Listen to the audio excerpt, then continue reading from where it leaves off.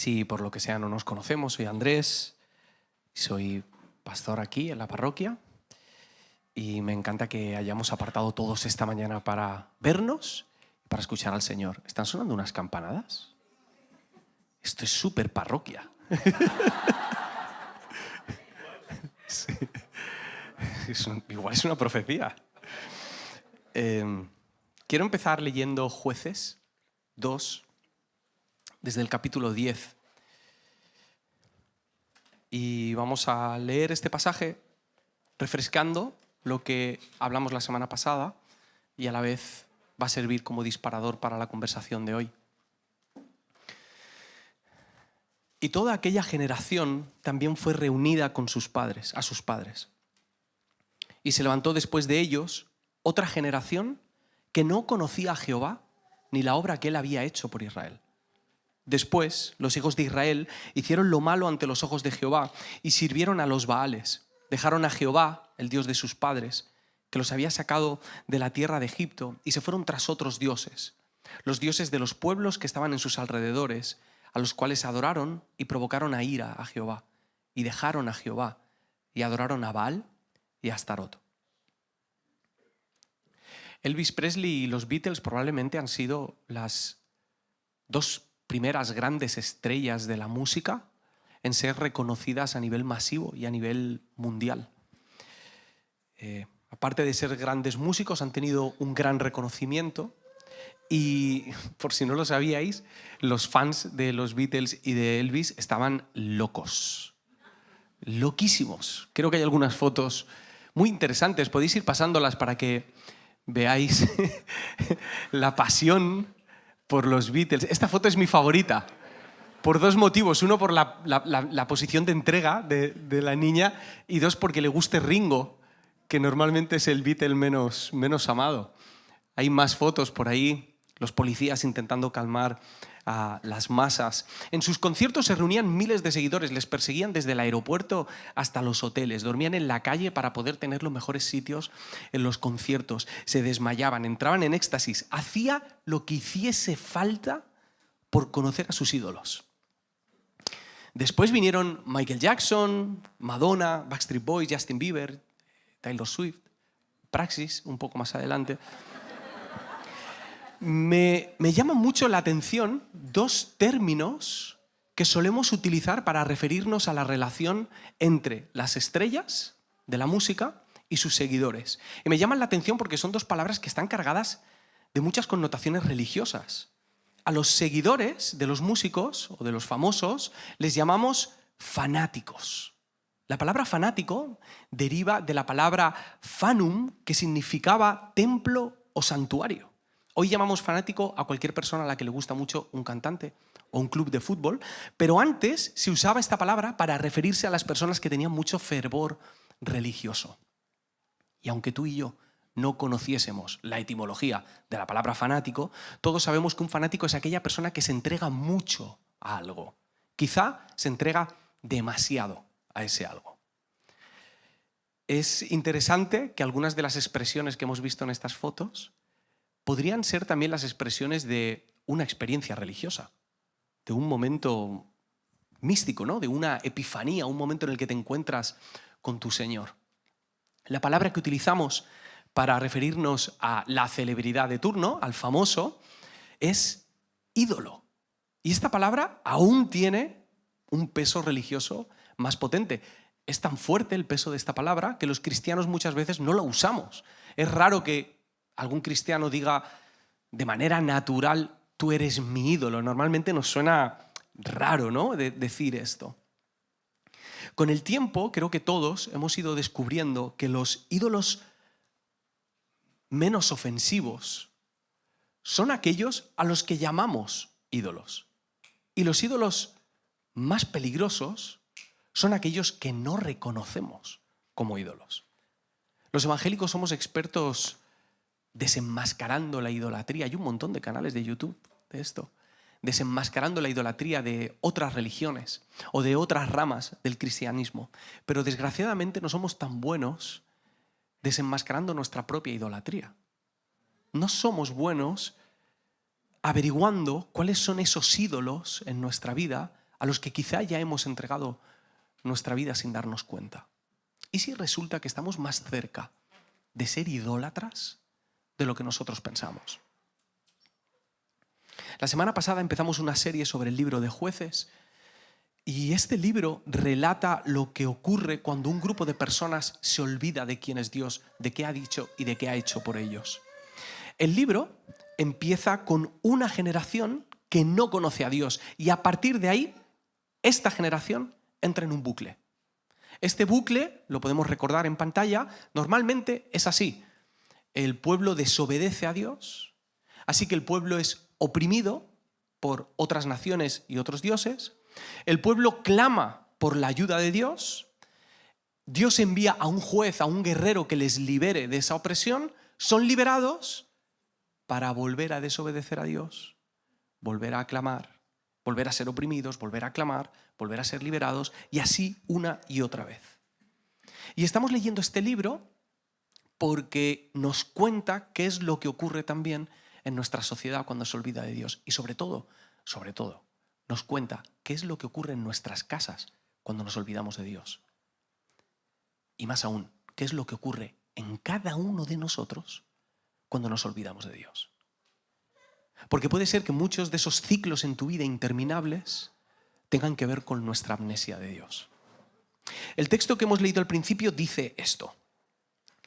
Desde el versículo 10 dice: y se levantó después de ellos otra generación que no conocía a Jehová ni la obra que había hecho por Israel.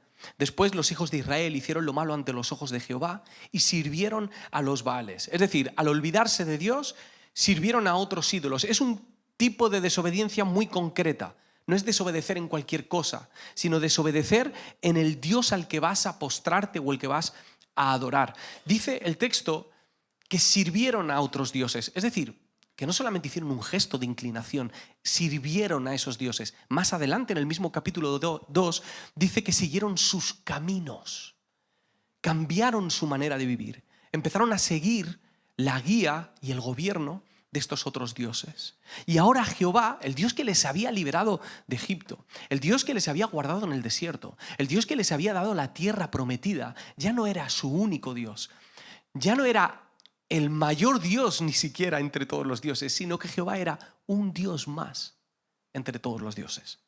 Y de este pequeño pasaje y del resto del libro de Jueces aprendemos dos cosas. Una va dirigida a los creyentes y es que la mala memoria y la idolatría van de la mano. Si nos olvidamos del Dios que nos salva, iremos detrás de otros dioses. Y la segunda cosa va dirigida a todos los seres humanos, seas creyente o no seas creyente.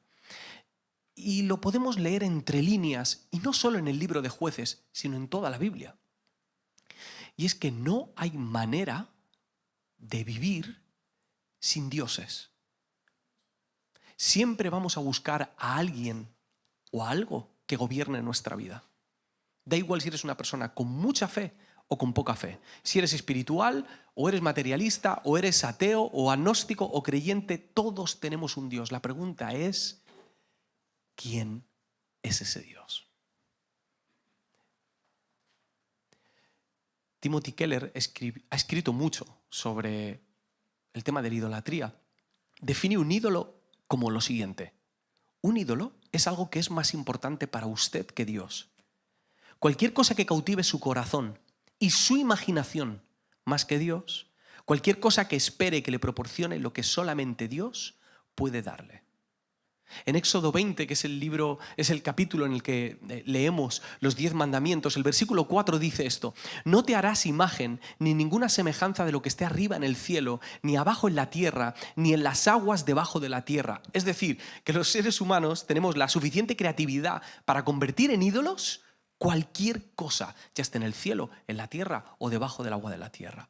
Y antes de lo que creemos, nos encontramos rindiendo nuestra fidelidad al dinero, al éxito, a la belleza, al trabajo, a la productividad, a la comida, a las relaciones, a los hobbies, a los nacionalismos, al deporte, a la posición laboral, al conocimiento, al reconocimiento, a la religión, a la iglesia, al ministerio, a las ideologías, al sexo, a la política o a los políticos. Y muchos más. Vuelvo a citar a Keller. Un ídolo es cualquier cosa en la que fije su vista y diga en lo más íntimo de su corazón: si consigo eso, mi vida tendrá sentido. Si alguna vez te has descubierto a ti mismo pensando o diciendo eso, es muy probable que eso a lo que te referías sea tu ídolo. ¿Cómo podemos saber qué o quiénes son nuestros ídolos y cómo influyen estos ídolos en nuestra vida y en nuestro camino con Jesús en particular? Os propongo que esta mañana nos prestemos atención a nosotros mismos. Vamos a ser un poco egocéntricos. Nos vamos a prestar atención a nosotros mismos y vamos a seguir 3 pistas internas, 3 pistas que hemos ido dejando durante estos últimos años que pueden llevarnos a conocer a nuestros ídolos. Ahora, aviso, conocer a tus ídolos no es como pensabas que iba a ser. Todos imaginamos ese momento grandioso en el que uno conoce a su ídolo. Probablemente conocer a estos ídolos te va a resultar mucho más doloroso. Vamos a seguir esas 3 pistas. ¿Listos? Vamos allá. La primera pista son nuestros deseos. Nuestros deseos son el punto de partida no solamente de los que estamos aquí, sino de todos los seres humanos. Todos tenemos el deseo de ser y viene de fábrica, y ese deseo necesita ser satisfecho de alguna manera. Tenemos el deseo de ser amados, de pertenecer, de tener un propósito, el deseo de libertad. Son deseos que motivan nuestras búsquedas. Tu estilo de vida probablemente está impulsado por esos deseos profundos de tu corazón. ¿Qué es aquello que amas? Ayer estaba paseando con Joan y estábamos dando una vuelta y en un momento de la conversación salió el tema de si pudieses tocar un botón y conseguir aquello que realmente amas, aquello que deseas profundamente, lo que hay debajo de la cosa que deseas, porque a veces pensamos, no, es tener dinero, pero ¿por qué deseas tener dinero? O sea, poder ir al fondo de nuestro corazón y averiguar cuál es nuestro mayor deseo. ¿Cuál sería? Piénsalo honestamente. Nadie está en tu cabeza, solamente tú y tu Señor. ¿Qué es eso que amas? ¿Qué es eso que deseas? Es importante que seamos honestos porque a aquello que satisfaga ese hambre le concederemos la posibilidad de convertirse en nuestro Dios. Uno de los grandes deseos de nuestra cultura, creo que nos afecta a todos los seres humanos de algún modo, es el deseo de sentirte libre, la sensación de libertad. Y hacemos lo que haga falta por tener esa sensación. Es tan absurdo que somos capaces de esclavizarnos a algo con tal de sentirnos libres. Pero esto no es un deseo solo de nuestra época, esto es algo que también viene de serie. Nos vamos a remontar al principio, al menos bíblicamente, teológicamente, Génesis 3, del versículo del 1 al 3, la serpiente y Eva tienen una conversación y ocurre lo siguiente. Con que Dios os ha dicho, no comáis de todo árbol del huerto. Y la mujer respondió a la serpiente, del fruto de los árboles del huerto podemos comer, pero del fruto del árbol que está en medio del huerto, dijo Dios, no comeréis de él, ni le tocaréis, para que no muráis. Entonces la serpiente dijo a la mujer, no moriréis, sino que sabe Dios que el día que comáis de él, serán abiertos vuestros ojos y seréis como Dios, sabiendo el bien y el mal. Fijaos en esto, la serpiente primero pinta un escenario que no existe, un escenario que no es real. Les dice que Dios ha dicho que no coman de ningún árbol del huerto, cosa que Dios no ha dicho. Parece que pretende hacer sentir al ser humano limitado o esclavizado, poco libre. Y después le dice que si come, será como Dios. Si come, decidirá lo que está bien o mal. Es decir, si come, será libre. Juega con esa media verdad, porque es verdad que el deseo de libertad lo ha puesto Dios en nosotros, pero el deseo de librarnos de Dios lo ha puesto la serpiente. Y creo que en esencia esa es la gran búsqueda y el gran deseo del pueblo de Israel y de los seres humanos hoy en día. esa sensación de libertad. En Egipto, el pueblo de Israel era esclavo y pedía una libertad que era legítima, y Dios les libera de eso.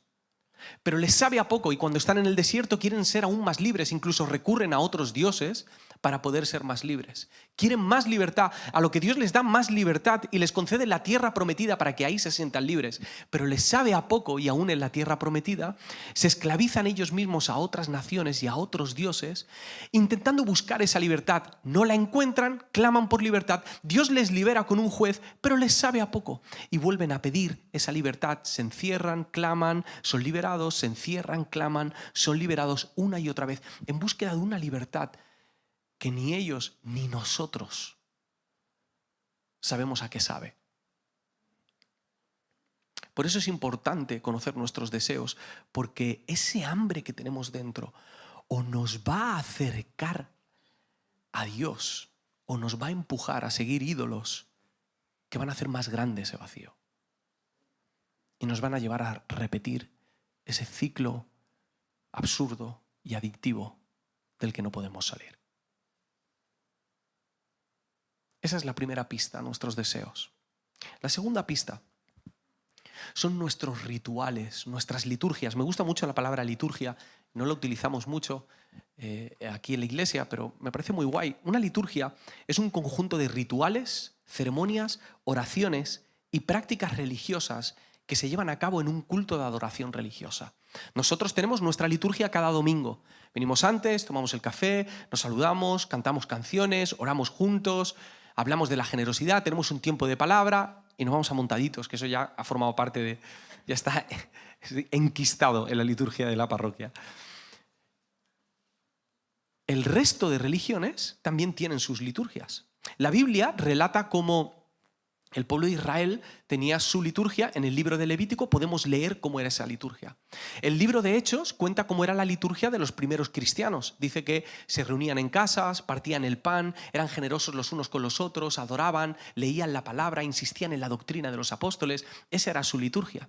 Y el resto de los ídolos de los tiempos bíblicos también tenían sus liturgias. Uno de los ídolos que vamos a encontrarnos en alguna ocasión en el libro de Jueces, es Baal. Y uno de sus rituales incluía las oraciones, las danzas, los sacrificios, incluso hacerse daño físico. Y aunque nos cueste imaginarlo, nuestra cultura también tiene sus rituales. Porque somos animales litúrgicos, buscamos eso. Os pongo un ejemplo. Si tu ídolo es la política, te levantarás por la mañana y verás las noticias mientras tomas un café. Después verás enfadado la tertulia de La Sexta o de cualquier otro canal. En el trabajo sacarás tiempo para hablar del político de turno. Abrirás Twitter y muy enfadado comentarás aquellas cosas con las que no estás de acuerdo y darás like y retweet a todas aquellas que te representan. Durante el día mandarás algún mensajito a tu cuñado con alguna indirecta, un meme, fíjate cómo tengo razón, o le mandarás una noticia que normalmente es falsa. Y volverás a casa para seguir viendo las noticias, acostarte enfadado con el mundo porque la política no te está saciando como tú pensabas. Os pongo otro ejemplo. Si tu ídolo son las posesiones, a lo mejor el domingo por la mañana no vas a la iglesia a tener una liturgia, pero pasarás la mañana en el centro comercial. Gastarás un dinero que todavía no tienes. Es más, orarás internamente por tener ese dinero. Tendrás esperanza y fe de que algún momento conseguirás ese dinero para pagar. Pasarás horas probándote ropa, lo contarás en tus historias de Instagram, perderás mucha energía emocional tratando de decidir cuál va a ser la mejor compra. Y cuando decidas tu mejor compra, volverás a casa arrepentido porque crees que esa no es tu mejor compra. Y abrirás el móvil, te saldrá la publicidad de qué casualidad, cómo me conoce el Señor mis deseos. No se llama Dios, se llama algoritmo. Y tú darás like y perseguirás eso y te acostarás soñando con que a lo mejor la semana que viene sí que te puedes comprar eso que tanto deseas. Una cosa son las rutinas y otra cosa son los rituales. Todos tenemos rutinas y las rutinas no necesariamente tienen que decir cuáles son tus ídolos. Pero las rutinas se convierten en rituales cuando son sagradas. Cuando apartas el tiempo necesario para eso y es intocable y no puedes prescindir de eso en tu vida. Los rituales revelan nuestros ídolos, y aquí hay algo muy importante. Además de revelar tus ídolos, los rituales moldean nuestros deseos. Esos rituales repetitivos nos llevan a seguir deseando aquello que nos deja vacíos. ¿Cuáles son tus rituales? ¿Y a qué ídolos servimos con esas liturgias? La primera pista es nuestros deseos, la segunda pista son nuestros rituales y la tercera pista son nuestros sacrificios, porque todos los dioses exigen un sacrificio. En tiempos bíblicos ofrendaban alimentos, bebida, trigo o sacrificaban animales, incluso seres humanos. En Jueces 10, ya llegaremos a Jueces 10, pero cuando lleguemos os vais a dar un susto importante porque vais a ver que los israelitas adoraban a los dioses de los amonitas. Uno de los dioses de los amonitas más importantes era Moloc, y Moloc exigía el sacrificio de niños. E Israel participó de esto. La cuestión es, ¿qué exigen los dioses de nuestro tiempo? Porque todos piden algo. ¿Qué estás sacrificando? Hay una manera de poder identificar esto. Os animo a pensar en cómo han sido estos últimos 5 o 10 años. ¿Qué teníais antes que ya no tenéis? Os pongo un ejemplo. Quizá en estos últimos años has sacrificado tu paz. Has sacrificado a tu esposa, a tu esposo o a tus hijos. Has sacrificado tu alegría. Ya no sientes el gozo que sentías antes.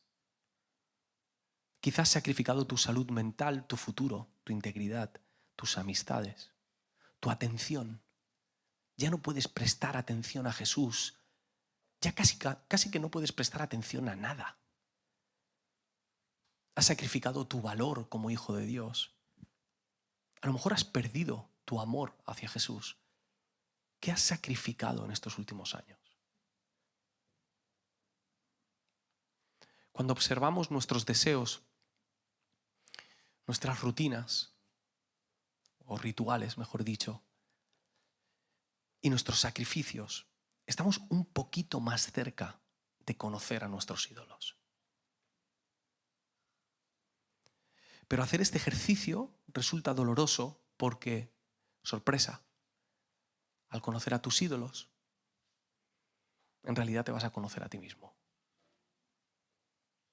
Quiero leeros un salmo. Salmo 115, versículo 3. Nuestro Dios está en los cielos, todo lo que quiso ha hecho.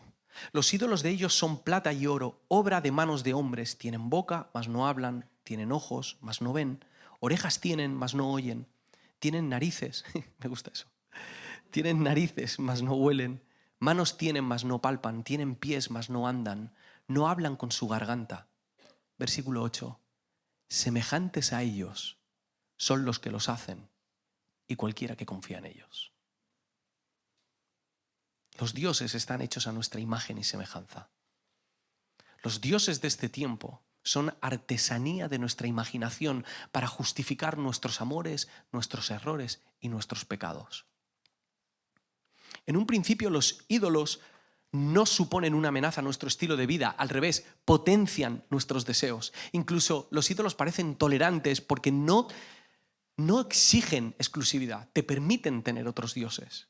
Pero al final, los ídolos te roban tus deseos, se hacen con tu tiempo y tus rituales y acabas sacrificando las cosas más importantes de tu vida. Nosotros empezamos moldeando a nuestros ídolos y los ídolos terminaron moldeándonos a nosotros.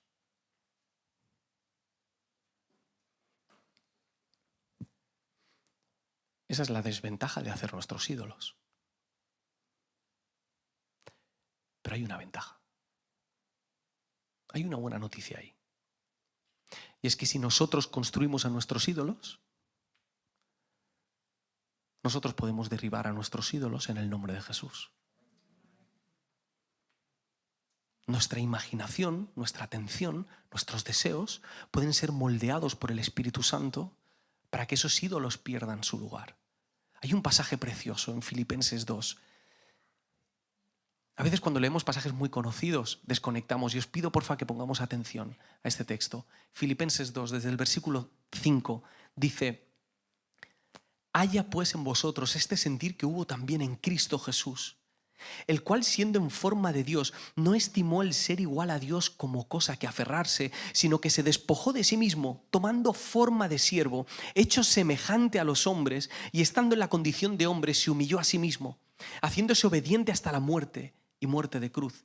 Por lo cual Dios también le exaltó hasta lo sumo y le dio un nombre que es sobre todo nombre, para que en el nombre de Jesús se doble toda rodilla de los que están en los cielos y en la tierra y debajo de la tierra, y toda lengua confiese que Jesucristo es el Señor, para gloria de Dios Padre. Este texto es demoledor. Este texto es clave cuando hablamos de destruir ídolos. Porque mientras los hombres pretendemos ser dioses, Dios se hizo hombre. Colosenses dice que Él es la imagen visible del Dios invisible. Jesús nos libra de esa tendencia que tenemos de crear dioses. Jesús se hace tangible. Tanto es así que en Primera de Juan, el primer párrafo de Primera de Juan, vemos cómo los discípulos, Juan en este caso, dice que lo pudo ver con sus ojos, lo pudo escuchar, pudo hablar con Él, pudo tocarlo, caminó con Él. Y la vida de Jesús, el sacrificio de Jesús, su sacrificio, no nuestro sacrificio, y la resurrección de Jesús nos llena de confianza para poder declarar totalmente que Jesús es el Señor. Esta frase es clave. Esta frase no es un cliché, no es una frase mágica, no es un lema. Os recuerdo que los creyentes de los 3 primeros siglos morían por decir Jesús es el Señor. Esta frase es muy importante porque en una cultura llena de ídolos, Jesús es el Señor significa que confiamos en Él para cada área de nuestra vida. Porque mientras sigamos separando nuestra vida sagrada de nuestra vida secular, nuestra vida de la iglesia con nuestra vida en casa o en la calle, mientras sigamos haciendo esa separación, seguiremos siendo potencialmente idólatras, seguiremos siendo carne para los dioses. Si no abrazamos la verdad de que Jesús es el Señor en todas las áreas de mi vida, seguiremos buscando a deidades alternativas que nos protejan, que nos prosperen, que nos empoderen, que nos liberen.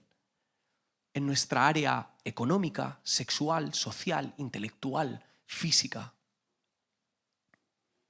Dioses que nos complazcan en todos los rincones de nuestra vida en los que aún no hemos dejado que Jesús sea el Señor.